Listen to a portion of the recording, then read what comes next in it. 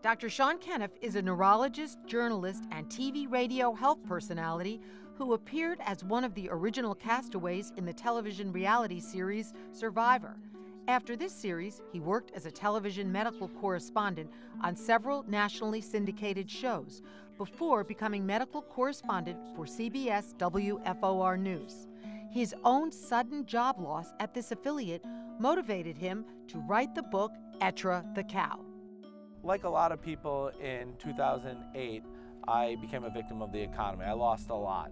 I lost a lot of my savings, and I lost my job. Like millions of Americans and tens of thousands of South Floridians, I was in a really tight spot. And as I was driving home, I've had this great career.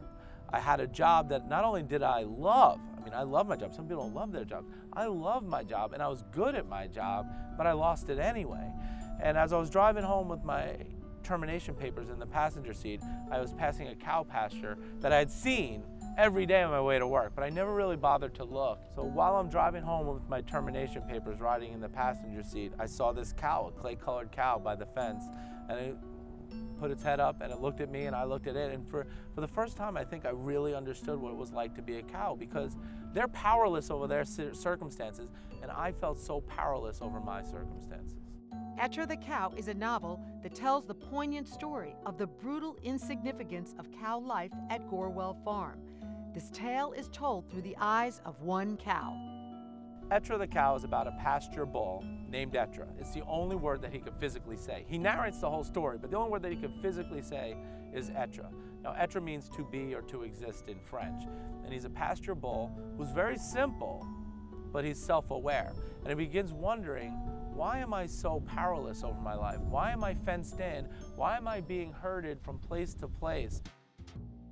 Sean's research for his novel involved spending a lot of time in pastures around South Florida, getting to know the cows. Well, I thought it was very important to actually not watch the cows from outside the pasture fence, or to not actually join a farmer and become a farmer. That's not what I wanted to do. I wanted to feel what life was like as a cow, to fully understand the feelings of powerlessness that was happening. So all throughout South Florida, I'd find cow pastures like this one, and I would, I call it extended stay trespassing. I wouldn't say I live with the cows, that's an over-dramatization of what I did, but at the same time, I did extended stay trespass. I would hop in different cow pastures across South Florida and spend some time sitting on the grass, taking notes, watching how they interacted with each other, watching how they interacted with me. Sean found that the more time he spent in the pastures with the cows, the more he learned about their behavior and personalities. Gradually, the cows became accustomed to me, and as each of the different pastures that I would revisit, they got more comfortable with me being in the pasture. At first, they were very excited by it and nervous about it, but they grew more comfortable with me, and sooner or later, they were licking me and coming around me more often. But cows are different than other animals. There's no such thing in the Western world, really, as a free cow. They're all fenced in. No matter what state you go to, no matter where you go, they're all fenced in and powerless over their lives. And they're on display. Everyone could see exactly how powerless they are. And their fates are usually ugly. None of them die of old age out here on the pasture.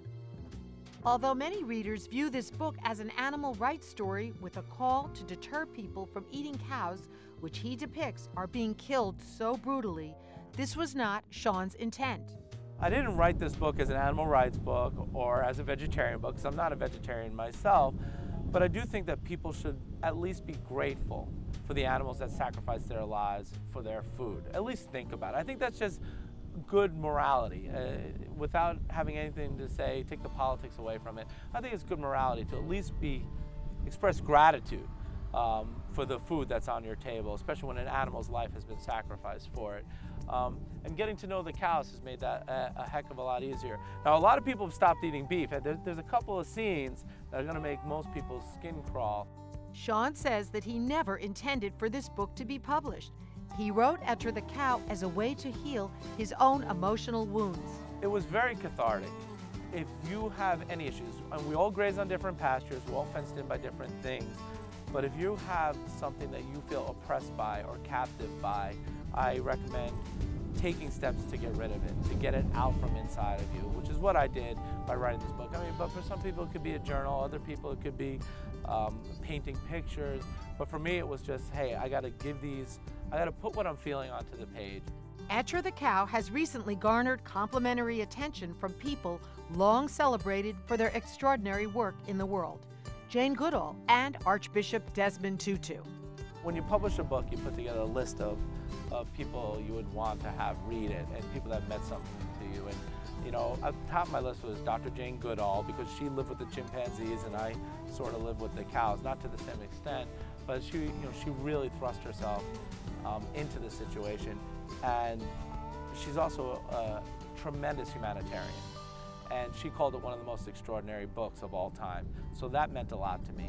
And then from a human rights point of view, Archbishop Desmond Tutu, he's perhaps one of the greatest living humanitarians that we have, and he's the winner of the Nobel Peace Prize. And I wanted to get it in his hands, and he said Etre the Cow was one of the most important books written in a generation. So the fact that that's happened and it's sitting on my shelf and two people like that enjoyed it and got something probably different than what I've gotten out of it, but got something different from Etre the Cow just means everything to me.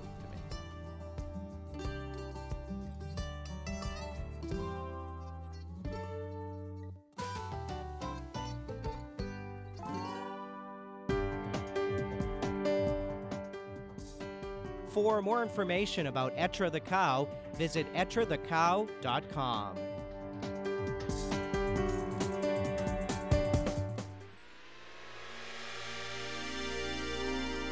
The preceding program was a production of WLRN Public Television.